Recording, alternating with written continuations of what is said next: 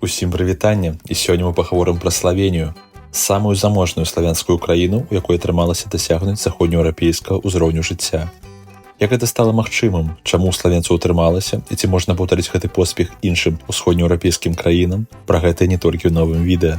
Пачаць адлік можна з пасляваенных гадоў, калі ўвесь кантынент аказаўся падзелены на дзве часткі – капіталістычную заходнюю і прасавецкую ўсходнюю. Славенія аказалася ў складзе Югаславіі, якая належала да савецкага блоку. Было толькі невялікае адрозненне ад той жа Польшы ці Чэхіі. За кошт таго, што Югаславія вызваліла сябе збольшага сама, у краіне не было кантынгенту савецкіх войскаў, што дазваляла краіне праводзіць больш самастойную палітыку, як эканамічную, так і знешнепалітычную. Хаця пачыналася ўсё ў стылі СССР. У Югаславіі была прынята першая пяцігодка з 1947 па 1951. Аднак ужо ў 1948 савецка-югаслаўскія адносіны былі разарваныя. СССР узяў курс на халодную вайну з Захадам, у той час Югаславія хацела весці больш спакойную і разважлівую знешнюю палітыку. Да таго ж, югаславы вельмі хутка заўважылі, наколькі ж бессэнсоўныя і неэфектыўныя савецкія пяцігодкі. Па-першае, калі прадпрыемства не выконвала план, наступную пяцігодку ім давалі больш грошай, каб яны выканалі план. Гэта азначала, што неэфектыўныя прадпрыемствы атрымоўвалі больш грошай, чым эфектыўныя,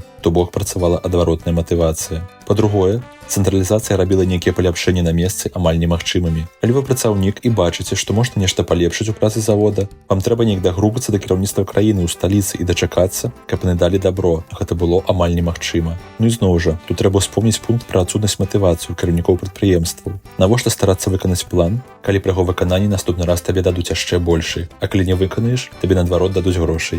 І апошні пункт – гэта пагоня за колькасцю, а не за якасцю. Паколькі пасля вайны быў дэфіцыт амаль усяго, было няважна, якой якасці тавар, яго ўсё роўна возьмуць, бо альтэрнатывы няма. Да таго ж, выкананне плану вымяралася ў колькасных паказчыках. Ніхто не глядзеў, колькі браку было ў прадукцыі. Так што да гонару югаславаў першая пяцігодка аказалася і апошняй. Югаславы хутка зразумелі, што такая сістэма не працуе, і пачалі шукаць іншы шлях, і знайшлі яго. Новая эканамічная палітыка называлася сацыялістычнае самакіраванне. Яна аб'ядноўвала ў сабе сацыялістычныя практыкі з украпінамі рынкавай эканомікі. Правадніком гэтай палітыкі стаў Ціта, які якраз стаў кіраўніком Югаславіі. Гэта новая палітыка мела мэту выправіць усе хібы савецкай мадэлі, і галоўным інструментам павінна была стаць дэцэнтралізацыя. З гэтага часу працаўнікі самі выбіралі кіраўніцтва прадпрыемства, і ўжо яно займалася кіраваннем, а не нейкі ўрад у сталіцы за сотні кіламетраў ад вас. Яшчэ адзін важны пункт – прадпрыемствы пачалі канкураваць паміж сабой, а таксама ім было дазволена зарабляць прыбытак, што было немагчыма ўявіць у тым жа СССР. Такая канкурэнцыя не магла не сказацца пазітыўна на якасці югаслаўскіх тавараў, а таксама у прадпрыемстваў нарэшце з'явілася здаровая матывацыя. Не дзіва, што сярод савецкіх грамадзян мець тавары з Югаславіі лічылася вельмі прэстыжна. Ну і плюс уражала іх якасць, дызайн і разнастайнасць. І вось гэта югаслаўская мадэль спрацавала. З 1950 па 1980 Югаславія паказвала сярэдні рост эканомікі на ўзроўні 6% у год, што было вельмі добра. Лічаныя краіны ў свеце маглі пахваліцца тым жа. Уся гэта прадгісторыя была толькі для таго, каб зразумець, што на момант атрымання незалежнасці ў 1990-м Славенія ўжо была далёка не бедная краіна. Нават па меркам Югаславіі гэта заўсёды быў самы паспяховы рэгіён. Да таго ж, вельмі дапамагло тое, што атрыманне незалежнасці прайшло вельмі некрывава па меркам Югаславіі. Баявыя дзеянні доўжыліся толькі 10 дзён, і са стороны славенцаў загінула 19 чалавек, што па працягласці і колькасці загінулых не ідзе ні ў якае параўнанне з той жа Харватыі ці Босніі. Ну а далей славенцы пачалі проста прымнажаць свае добрыя стартавыя умовы. Дзяржава працягвала падтрымліваць базавыя сацыяльныя паслугі нават ва ўмовах пераходу да рынкавай эканомікі. Не адмовілася ад бясплатнай медыцыны і адукацыі, а таксама дапамагала людзям перавучвацца праз курсы перакваліфікацыі. Славенія адмовілася ад шокавай тэрапіі і правяла акуратную, але паслядоўную прыватызацыю. Так, што да 1999 года ўжо 90% прадпрыемстваў былі ва ў руках прыватнікаў. За гэтай павольнасці і акуратнасці атрымалася пазбегнуць скачка беспрацоўя і сацыяльнай незадаволенасці. Таксама была створана мясцовая валюта – славенскі толар, курс якой зрабілі гібкім, што дазволіла стабілізаваць эканамічную сітуацыю і знізіць інфляцыю. Далей краіна пачала гатавацца да далучэння да еўразвязу, што патрабавала працы над паляпшэннем заканадаўства і сацыяльных стандартаў да еўрапейскага ўзроўню. У 2004 Славенія далучылася да ЕС, а ў 2007 перайшла на еўра. Для параўнання, Харватыя толькі ў 2013 змагла далучыцца да еўразвязу, то бок амаль на 10 гадоў пазней.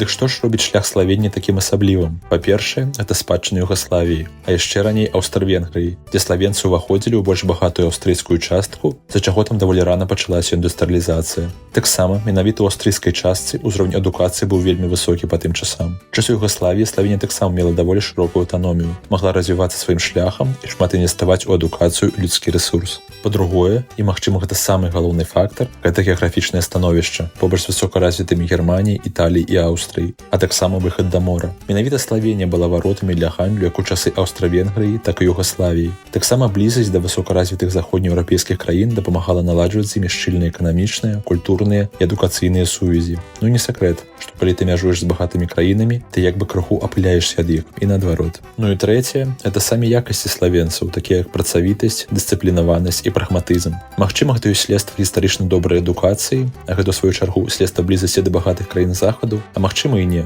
Як бы там ні было, у Славенії вельмі нізкі ўзровень карупцыі і на цудоўна правялі рэформу ў няпросты час пасля набыцця незалежнасці. Яны выбудавалі моцныя дэмакратычныя інстытуты. Яны зрабілі правільны знешнепалітычны выбар і пачалі арыентавацца на еўразвяз. І гэты спіс добрых рашэнняў славенцаў можна працягваць вельмі доўга. Нездарма славенцаў некаторыя называюць славянскімі немцамі, і ў гэтым штосьці ёсць. Зараз нават жыхары памежных раёнаў Італіі не цураюцца пераязджаць у Славенію, бо там банальна вышэй заробкі і магчыма нават узровень жыцця. Калі гаварыць пра сучасныя праблемы Славеніі, то яны абсалютна супадаюць з праблемамі багатых краін захаду. Гэта нізкая нараджальнасць і старэнне насельніцтва, рост коштаў жыцця і нерухомасці, а таксама цяжкасці з інтэграцыяй мігрантаў. Тым не менш, ёсць краіны для турызму, а ёсць для жыцця, а Славенія, на мой погляд, падыходзіць і для таго, і для таго. На гэтым усё. Не забывайце падпісвацца на канал, калі вам падабаецца кантэнт, і да сустрэчы ў новых відэа.